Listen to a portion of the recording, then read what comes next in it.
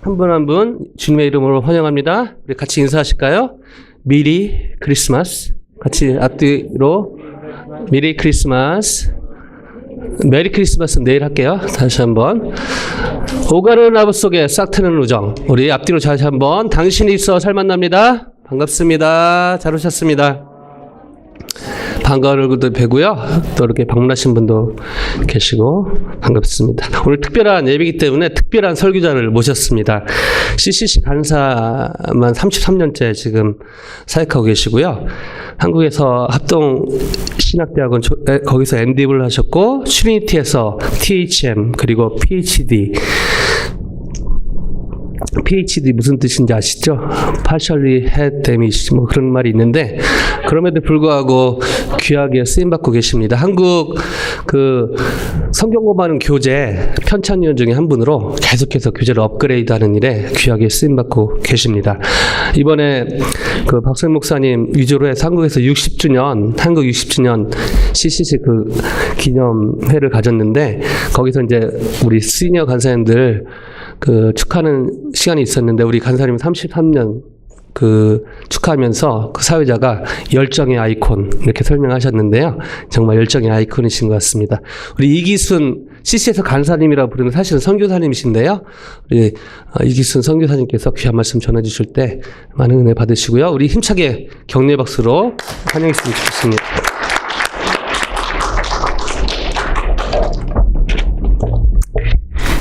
하나님 말씀을 전하게 돼서 너무나 감사합니다. 소개해 주셔서 감사하고요. 귀한 교회에 와서 말씀 전하게 돼서 너무 기쁩니다.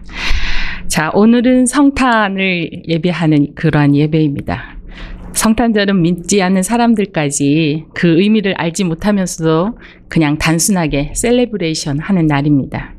오늘 저는 메시지를 통해서 하나님의 약속을 붙들고 사는 사람들이 얼마나 복된지 그것을 이야기하려고 합니다. 여러분, 제가 이번 여름에 영국에 강의하러 갔다 왔는데 셰익스피어 생가에 가서 제가 막 눈물을 흘렸어요. 제가 전공을 그걸로 했거든요. 여러분, 그 셰익스피어의 희곡 중에 하나인 너무 잘 알고 계시는 로미오와 줄리엣에 대해서 알고 계시죠? 동서고금을 막론하고 러브스토리로 굉장히 유명합니다. 그들은 사랑하는 여인이었지만 오랫동안 쌓여온 집안의 원한으로 교제가 없었던 가문의 자녀들이었습니다. 하필이면 그들은 서로 원수 집안인 몬테그가와 또 카플리카의 아들과 딸이었습니다. 그래서 이 희곡은 자식들의 죽음으로 부모들 간의 그 갈등이 사그라지고 비로소 양가의 화해와 교제를 갖게 되는 것으로 끝을 맺고 있습니다. 그런데 너무나 불행하게도 이 로미오와 줄리엣은 죽을 수밖에 없었습니다. 왜 그랬을까요? 왜 죽을 수밖에 없었을까요? 그들은 서로 너무나 사랑했기 때문입니다. 그리고 그 사랑의 약속을 굳게 하였고 이 약속을 지켰기 때문입니다. 이와 마찬가지로 약속을 지키신 한 분이 계십니다. 바로 예수님이십니다. 제가 오늘 말씀을 나누고자 하는데 첫 번째로 예수님은 하나님의 약속대로 이 세상에 오셨습니다. 아까 집사님이 읽어주셨던 것처럼 사도행전 13장 23절에 하나님이 약속하신 대로 이 사람의 후손에서 이스라엘을 위하여 구주를 세웠으니 곧 예수라고 이야기를 합니다. 또한 사도행전 13장 33절에 곧 하나님이 예수를 일으키사 우리 자녀들에게 이 약속을 이루게 하셨다 함이라고 이야기를 하고 있습니다.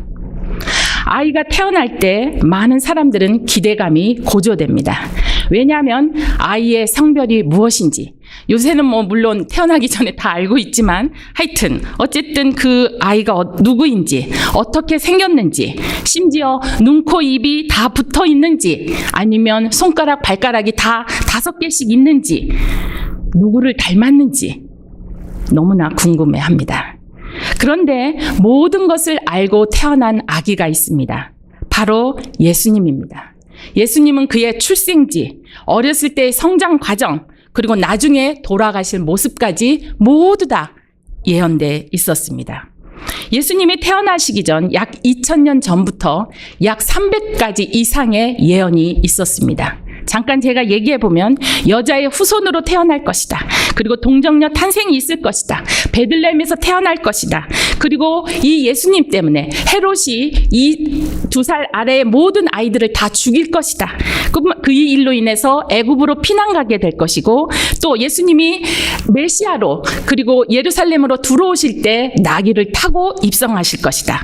이 일로 인해서 유다가 배반할 것이고 은 30에 팔릴 것이고, 또한 십자가에 돌아가시기 전에 끌려다니면서 많은 조롱을 받을 것이고, 또 손과 발이 다 찔림을 받을 것이고, 또 십자가에 죽으실 때 강도와 함께 죽게 될 것이고, 또 로마 군병이 예수님의 옷을 제비 뽑아 나누게 될 것이고, 십자가에 돌아가실 때 쓸개탄 포도주를 먹일 것이고, 또 예수님 돌아가시면서 엘리 엘리 라마 사막다니라고 이야기할 것이며, 또 뼈는 꺾이지 않을 것이고, 또 해가 어두워질 것이고, 이 예수님이 부자의 묘실에 장사될 것이며, 그러한 예수님이 죽으셨다가 3일 만에 부활하실 것이고, 그리고 승천하시고 마지막에는 하나님 우편에 앉아 계실 것이라고 다 예언되어 있었습니다.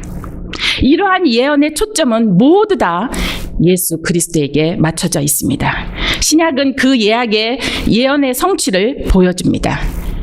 또 구약에서 아주 성경을 잘 볼 수 있는 관점 중에 하나가 언약인데, 그 8가지 언약의 모든 초점도 예수님에게 맞춰져 있습니다. 하나님의 약속으로 인해서 예수님은 탄생하셨습니다. 그런데 이렇게 탄생하신 예수님에 대해서 구주 또는 구세주라고 말씀하십니다. 우리가 방금 읽었던 사도행전 13장 그 23절에서 다시 읽어드리면, 하나님이 약속하신 대로 이 사람의 후손에서 이스라엘을 위하여 구주를 세우셨으니 곧 예수라, 이렇게 이야기합니다. 누가복음 2장 11절에서도 오늘 다윗의 동네에 너희를 위하여 구주가 나셨으니 곧 그리스도라고 이야기합니다. 요한복음 4장 42절에 그 여자에게 말하되 이제 우리가 믿는 것은 내 말로 이남이 아니니 이는 우리가 친히 듣고 그가 참으로 세상의 구주라고 이야기하고 있습니다. 이 요한복음 4장의 말은 사마리아 여인이 한 말입니다. 우리가 세상의 구주를 만났다고 이야기하고 있습니다. 이러한 예수님에게 기대감이 있었습니다. 예수님이 탄생하실 때 온 세상은 숨죽여 예수님의 탄생을 기다렸습니다. 하나님께서 400년 동안 선지자도 보내지 않고 아무 말씀도 하시지 않는 침묵기였습니다. 그 침묵하던 시대에 많은 사람들은 기대감이 있었습니다. 사람들은 구약에서 300번 이상이나 예언하신 그 메시아에 대한 소문을 다 듣고 기다리고 있었습니다. 그러나 정작 400년 동안 그 침묵하셨던 하나님이 그의 아들을 보내실 때는 인류만 그의 탄생을 몰랐습니다.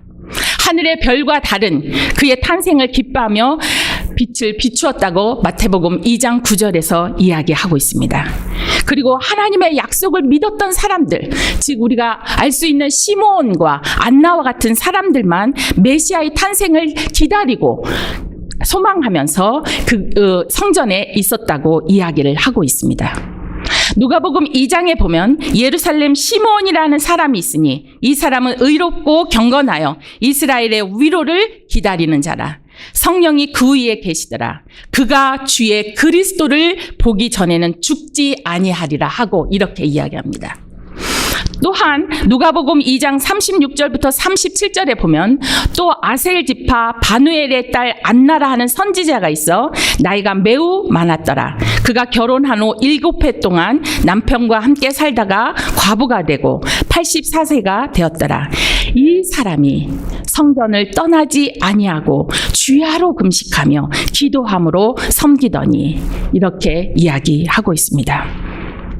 예수님의 초림을 기다리며 소망하며 하나님의 약속대로 오시는 구세주를 이 시므온과 안나는 기다리고 있었습니다.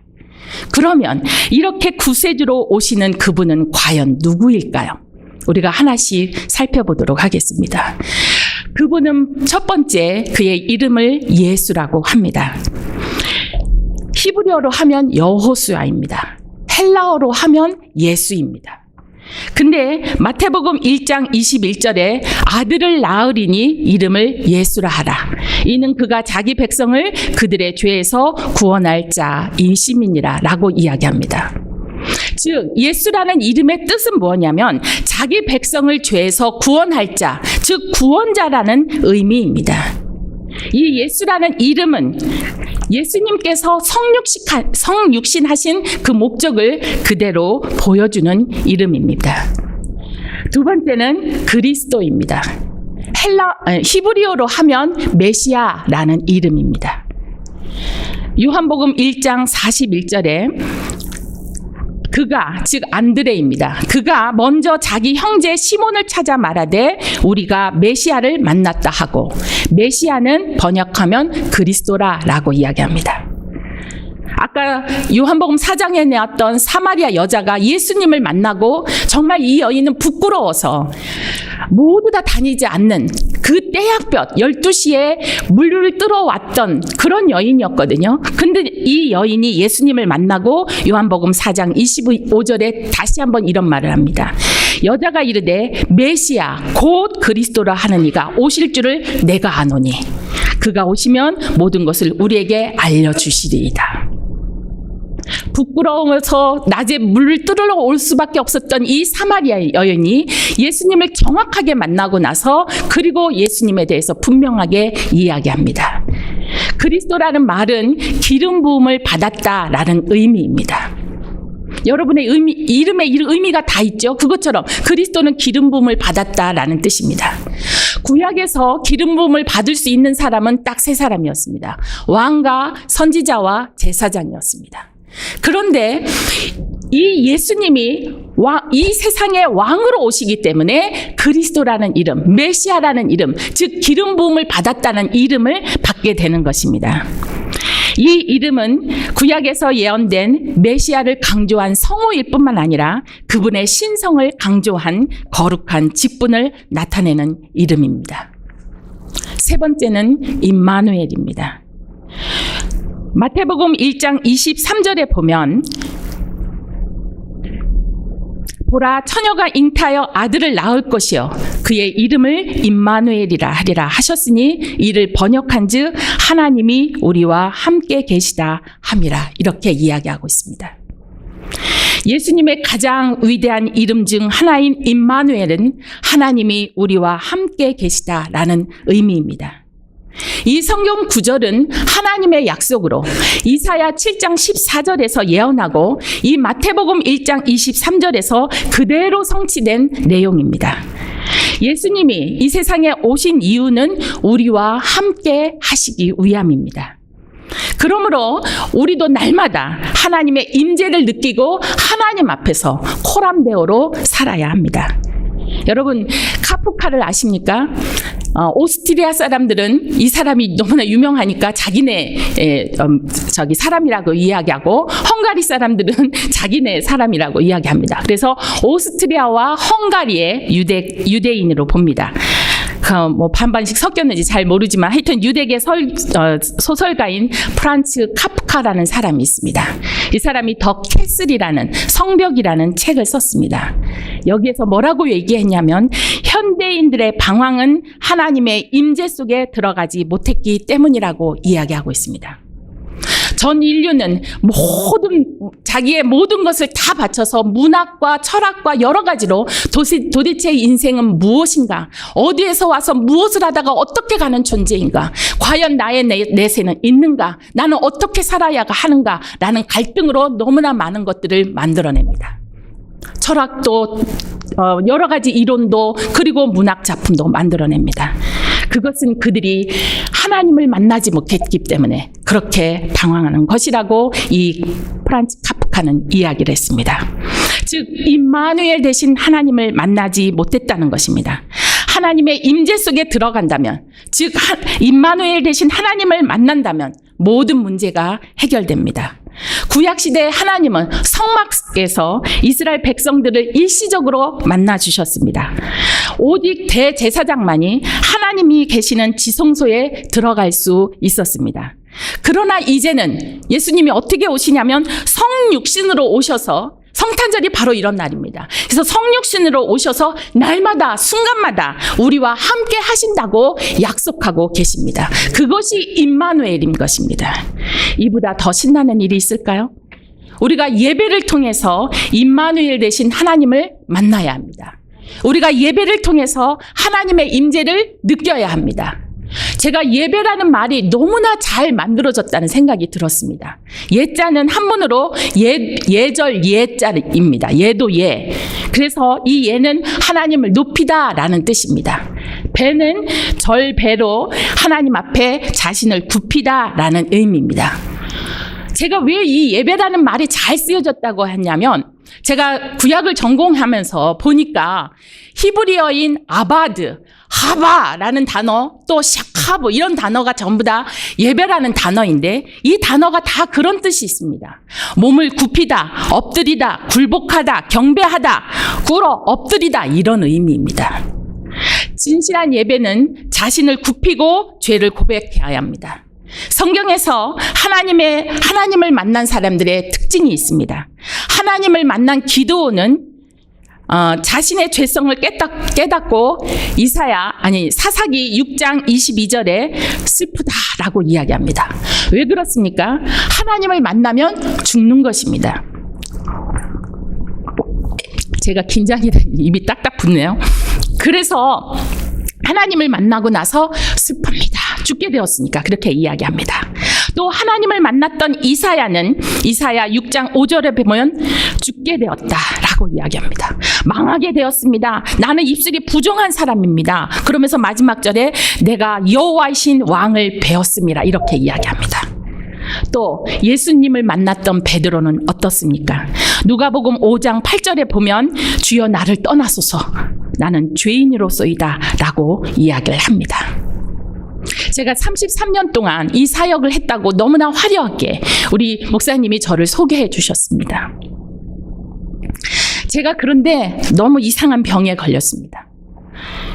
난치성 희귀질환, 자가 면역 질환입니다. 그래서 면역이 변형을 일으켜서 저를 공격하는 루푸스라는 병에 걸렸습니다. 이 병의 특징은 피부가 다 빨갛게 됩니다. 특히 얼굴이 좌우 대칭으로 홍반점이 생깁니다. 그리고 이 관절을 모두 다 공격합니다. 항체가. 그리고 이 근육통이 있습니다. 지금 제가 여기 와서 먹고 놀고 자기만 하고 이 메시지 하나 준비했는데 운동한 사람처럼 다 아리배에 있습니다. 그러면서 아픕니다. 너무 기가 막혔습니다. 이 병에 걸렸고 아산병원에서 루푸스입니다. 절대 낫지 않아요. 이 말을 할 때 제가 너무나 기가 막혔습니다. 처음에 어떻게 할 수가 없어서 지금 너무 좋죠. 얼굴이 다 모습이 없죠. 그래서 그때는 다 손도 막 피가 철철 나고 그래서 하얀 장갑을 끼고 있었고, 그 다음에 언니가 저한테 와서 밥도 해주고 도와주는 일이 있었습니다. 사무실에 갈 수가 없었습니다. 그래서 1년 동안 병가를 했습니다. 제 소식을 듣고 이스라엘의 선교사인 제자가 저희 집에 찾아왔습니다. 저를 위해서 기도해주고, 그리고 마지막에 갈 때 저한테 어떤 크림을 하나 줬습니다. 간사님, 이거 사해 크림이에요. 한번 발라보세요. 근데 그때만 해도 사실은 머리가 다 빠졌었습니다. 그리고 머리에 바르는 약, 얼굴에 바르는 약, 손에 바르는 약을 일주일에 한 번씩 이만큼씩 받아와서 쳐다보지도 않았습니다. 손은 피가 떡지가 나서 여기에 더덕더덕 정말 무슨 피부병 환자 이상이었죠. 그렇게 됐기 때문에 바를 생각조차 하지 않았습니다. 그러던 어느 날 그걸 발랐습니다. 그리고 며칠이 지났는데 손이 나았어요. 그래서 제가 그 이야기를 우리 제자한테 얘기했습니다. 제자가 그 이스라엘에서 나오는 선교사 펀에 그 사해크림을 막 보냈습니다. 제가 얼굴만 빼놓고 다 발랐어요. 막 낫기 시작했습니다. 나중에 왜 얼굴은 안 발라? 그래서 얼굴도 바르기 시작했습니다. 제가 그 이야기를 하니까 우리 제자가 간사님, 여기 이스라엘 사해바다에 한번 오면 어떨까요? 라고 이야기했습니다. 그래서 제가 돈을 모아서 이스라엘을 갔습니다. 그리고 사해 프로젝트를 시작했습니다. 가면 나으리라고 생각했습니다. 제자와 함께 그 남편이 이제 그 동생이 소천하신 바람에 한국 가고 안 계셨고, 그래서 우리 제자와 함께 밥솥과 쌀과 먹을 거를 싣고 2시간 반 버스를 타고 사해 바다에 갔습니다. 그리고 저를 내려놓고 우리 저기 제자는 예루살렘으로 올라갔습니다. 너무나 무서웠습니다. 빨간 흙이 있는 광야. 그곳에 게스트하우스 몇 개 있고 2km를 걸어가야 어떤 호텔 하나 있는 너무나 아무것도 없는 그곳. 내가 여기서 죽어도 아무도 모르겠구나라는 생각이 들 정도로 무서웠습니다. 이쪽을 쳐다보면 요르단, 이쪽을 쳐다보면 마사다였습니다. 그곳에서 제가 혼자 있게 되었습니다. 그 다음날 이제 다 차려입고 사해 바다에 들어가면 나을 거란 생각에 열심히 2km를 자갈밭을 걸어갔습니다. 걸어가다가 오른쪽 발이 찢어졌습니다. 그것도 모르고 사해 바다에 막 들어갔어요. 3일 동안 들어갔습니다. 열심히. 1분도 아까워서. 사실은 15분 있다가 밖에 나와서 물을 씻고 다시 들어가야 되는데 그것도 아까워서 거기에 막 몇 시간씩 있었습니다. 4일째 되는 날 아침에 일어났는데 제가 벌벌벌 떠는 거예요. 머리를 만지니까 열이 막 너무너무 나는 거예요. 왜 그러지? 에어컨을 쐬서 그런가? 봤더니 발이 이렇게 부었어요. 그 찢어진 것은 너무나 깊게 고름이 잡혔었습니다. 사해바다의 소금물은 300배 이상이라고 합니다. 근데 그거를 거기에 들어갔으니 이게 이제 인펙션이 생긴 거죠. 제자한테 카톡으로 전화를 했습니다. 제자가 하는 말이, 간사님 오늘 저기 사해 가지 말고 집에만 계세요. 제가 이제 그날 하나님한테 기도하기 시작했습니다. 너무나 원망이 있었습니다. 하나님, 나 여기에 왜 오게 했습니까? 이 방이 얼마인 줄 아십니까? 75,000원이에요. 하루에. 이렇게 비싼 곳에 나 왜 오게 하셨습니까? 그러면서 제 속에 있었던 더럽고 추한 모든 것이 다 나오기 시작했습니다. 제 마음속에 하나님께 대한 원망이 있었습니다. 내가 인생을 바쳤고 청춘을 바쳤는데, 하나님, 나 시집도 안 가고 이 일을 했는데 시집 누가 가지 말라고 했습니까? 하나님이 가지 말라고 했습니까? 제가 안 간 거죠. 근데 제 마음속에서 시집도 안 가고 이 일을 했는데, 하나님, 이게 뭡니까? 루푸스에 걸리고 여기 와서 돈 하루에 75,000원인데 거기도 못 들어가고 이게 뭡니까? 그러면서 막 원망을 하는 거예요, 제가. 그러면서 하나님 앞에 무릎을 꿇고 하루 종일 먹지도 않고 열이 펄펄 나는데 하나님 앞에 무릎 꿇고 기도하기 시작했습니다. 그러면서 30년 동안 했던 제 사역에 대해서 들여보게 됐습니다. 제 속에 너무나 교만함이 있는 것을 알게 됐습니다. 저는 이 CCC 간사라는 것에 굉장한 프라우드가 있는 사람입니다. 제가 한국에서 합동신학대학원을 갔을 때 선교단체에 7년 동안 사역했다고 너무나 많은 남학생들이 저한테 뭔가 좀 배워볼까 해서 많이 붙었습니다. 제가 그 학생들한테 뭐라고 말했는지 아세요? 첫 마디가, 니네들 100명 목사를 줘봐라. 우리 간사 한 명하고도 안 바꾼다. 저는 이렇게 얘기했습니다. 굉장히 교만하게. 왜냐하면 목사님들 실제적으로 가서 전도 개인적으로 하고 무시당하고 창피당하고 이런 적 별로 없습니다. 그런데 간사들은 너무나 그 일을 맨날 밥 먹듯이 하는 일이 그랬기 때문에 제 속에서 그게 있었어요. 그리고 그 학생들하고 얘기를 해보니까 그냥 대충 큰 교회 한 부목사 하는 게 꿈이에요. 말이나 됩니까? 그래서 제가 그 사람들한테 그렇게 얘기를 했었어요. 또 하는 제 마음속에 뭐가 있었냐면, 너네들은 다 돈 받잖아. 우리는 후원으로 살아.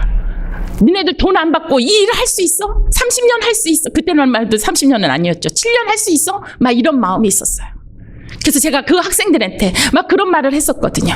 그리고 제 마음속에서 솔직히 말해서 온누리 교회 이재훈 목사님, 제가 헬러어 가르쳤습니다. 제가 히브리어 다 조교해가지고 그 사람들 점수도 다 매기고, 그리고 이런 마음에서 이 목사님들에 대해서 그냥 그 비교하면서 니네들 돈 안 주도도 이 일을 할 수 있어, 이러는 교만함이 있는 거를 제가 발견했습니다. 거기서 철저히 하나님 앞에 무릎 꿇었습니다. 하나님 앞에 기도했습니다. 제가 잘못했습니다. 내가 죄인입니다. 이 일을, 하나님 일을 30년 동안 한다고 하면서, 그러면서 내 속에 이렇게 교만함이 있었습니다. 하나님, 저를 용서해 주십시오. 그러면서 그 하루 종일 하나님 앞에 무릎을 꿇는 시간을 가지면서 하나님을 만났습니다. 우리도 예배를 통해서 하나님의 임재를 경험해야 합니다. 그러기 위해서는 임마누엘 되신 예수님께 나와야 합니다. 하나님의 임재 앞에서 깨어지는 사람이 소망이 있습니다. 기드온이 하나님을 만나는 참된 예배를 경험하자 여호와 샬롬이라고 사사기 6장 24절에 이야기를 했습니다. 여호와 샬롬은 하나님은 평화이시다라는 말입니다. 이 평화는 예수님이 이 세상에 오시면서 이루어진 일입니다. 누가복음 2장 14절. 여러분 우리 성탄절이 되면 다 외우는 말씀이 있잖아요. 지극히 높은 곳에는 하나님께 영광이요 땅에서는 하나님을 기뻐하시는 자들의 평화로다, 평강이로다, 이렇게 이야기하잖아요. 또 예수님이 나귀를 타고 예루살렘으로 입성하실 때 많은 사람들이 이렇게 이야기합니다. 찬송하리로다, 주의 이름으로 오시는 왕이요 하늘에는 평화요 가장 높은 곳에는 영광이로다, 이렇게 얘기했습니다. 예배는 자신이 부서지고 깨어지는 것입니다. 하나님의 용서와 십자가의 소중함을 깨달을 때 이 기드온처럼 여호와 샬롬의 회복이 있게 됩니다. 우리가 예배에서 임마누엘 되신 하나님, 우리와 함께 하시는 주님을 만날 때 이 교회가 달라질 수 있습니다. 두 번째는 예수님의 그 초림을 기다렸던 것처럼 우리가 하나님의 약속된 자녀잖아요. 예수님을 영접하는 자, 곧 그 이름을 믿는 자들에게는 하나님의 자녀가 되는 권세를 주셨으니 라고 말했으니까 우리가 하나님의 약속된 자녀인데, 이 자녀들은 무엇을 기다리냐면 예수님의 재림을 기다리는 것입니다. 하나님의 약속된 자녀가 소망이 있습니다. 그런데 이 약속된 자녀들에게 가장 큰 소망은 무엇일까요? 바로 예수 그리스도입니다. 예수님이 우리의 죄를 위해서 죽으신 분입니다.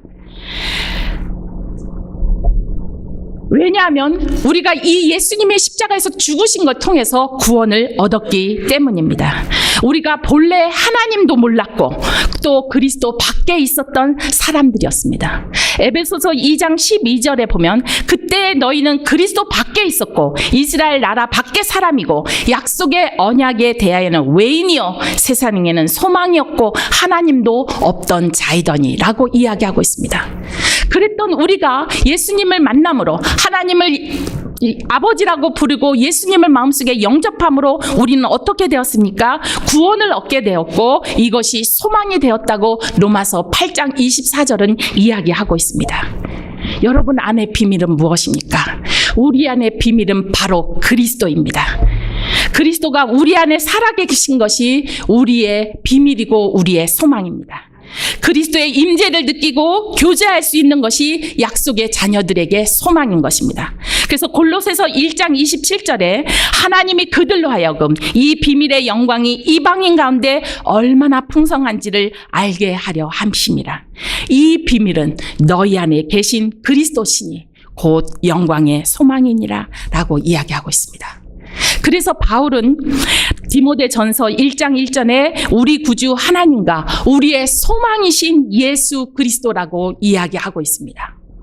제가 이 기사를 보고 깜짝 놀랐습니다. 여러분 롤스로이스라는 차 아시죠? 이 차는 함부로 살 수 있는 게 아니랍니다. 이 차를 사려면 회사에서 구매자의 그 인품과 학력과 부와 명성을 평가하고 그 다음에 판답니다. 그래서 어떤 한 사람이 그 평가를 통과하고 롤스로이스 자동차를 구입했습니다. 그런데 그 자동차 안에 자동차가 최고 속도가 얼마인지 또 얼마나 달릴 수 있는지 이런 것이 기록된 다큐멘트가 없는 거예요. 그래서 이 사람이 딜러에게 물었습니다. 이 사람이 잘 모르는 거예요. 그래서 너무 화가 났습니다. 비싸게 이걸 주고 샀는데. 그래서 회사에 편지를 썼습니다. 회사에서 그에게 이런 답장이 왔습니다. 당신이 얼마의 속도를 내든지, 당신이 얼마를 달리든지 이 롤스로이스 자동차는 충분하다. 이 예화처럼 예수님이 한 분으로 우리에게 충분합니다. 그러므로 우리는 죄를 떨쳐버리고 우리 구주 예수님을 쫓아가면서 날마다 살아야 합니다. 두 번째는 약속의 자녀들에게는 무엇이 있습니까? 부활의 소망이 있습니다. 예수님이 부활하신 것처럼 우리도 다시 부활할 소망이 있습니다. 베드로전서 1장 3절에 보면 우리 주 예수 그리스도의 아버지 하나님을 찬송하리도다. 그의 많으신 국률대로 예수 그리스도를 죽은 자 가운데서 부활하게 하심으로 말미암아 우리를 거듭나게 하사 산 소망이 있게 하시며라고 이야기합니다. 약속의 자녀들은 예수님처럼 다시 부활할 소망이 있습니다.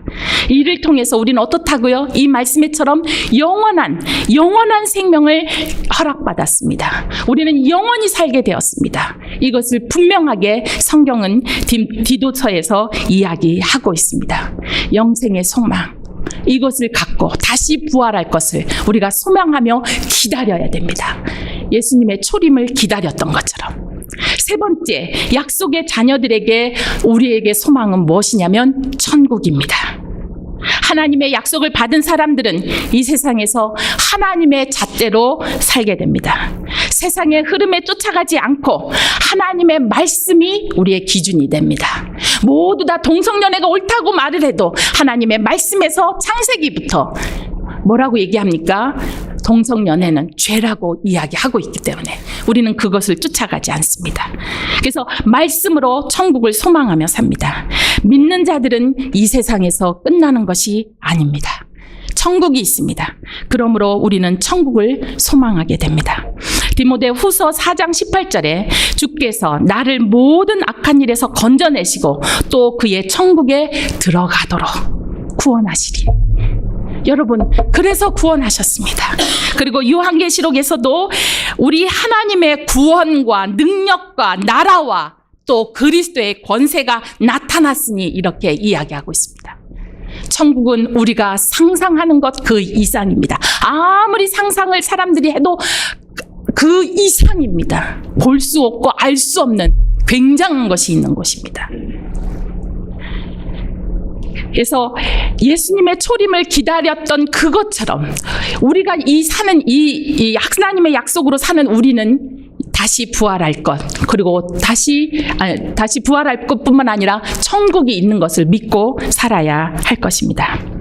우리가 성탄절을 맞이하는데 예수님이 세상에 오신 목적은 아까 말씀드린 것처럼 자기 백성을 죄에서 구원하기 위해서입니다. 어떤 사람이 태어나는데 죽기 위해서 태어납니까? 십자가에서 죽기 위해서 예수님은 태어나셨습니다. 그래서 성탄절에 오신 것입니다. 인간의 몸을 입으시고 그리고 세상에 오신 이유는 뭐라고요? 우리와 함께 하시기 위해서입니다. 예수님은 우리의 죄를 구원하시는 구세주로 첫 번째 하나님의 약속대로 탄생하셨습니다. 두 번째 하나님의 약속을 가진 자들에게 소망이 있습니다. 우리의 죄를 위해서 죽으신 예수 그리스도가 우리의 소망입니다. 두 번째는 우리도 예수님처럼 다시 부활할 소망이 있습니다. 세 번째는 천국에 가게 되는 것이 하나님의 약속을 가진 자들에게 소망입니다. 그래서 예수님의 초림의 시기에 하나님의 약속을 믿고 기다렸던 것처럼 우리도 하나님의 약속을 가진 자들로 정말 예수 그리스도의 재림을 믿고 그것을 진짜 소망하고 그리고 기다리며 이 성탄절을 축하해야 됩니다. 여러분이 잘 아시는 것처럼 성경에 등불에 기름을 놓고 기다렸던 그 여인들처럼 우리는 다시 부활할 것과 그리고 천국에 갈 것을 기다리며 이 성탄절을 맞는 여러분이 되시기를 바랍니다. 제가 기도하겠습니다. 살아계신 하나님 아버지, 저희들의 죄를 다 용서하시기 위해 이 세상에 오셔서 참으로 감사합니다. 하나님 약속을 가진 자들로 우리가 다시 부활할 것과 그리고 천국을 소망하며 예수님의 초림을 기다렸던 시므온과 안나와 같이 그렇게 믿음으로 사는 저희들 되게 하여 주시옵소서.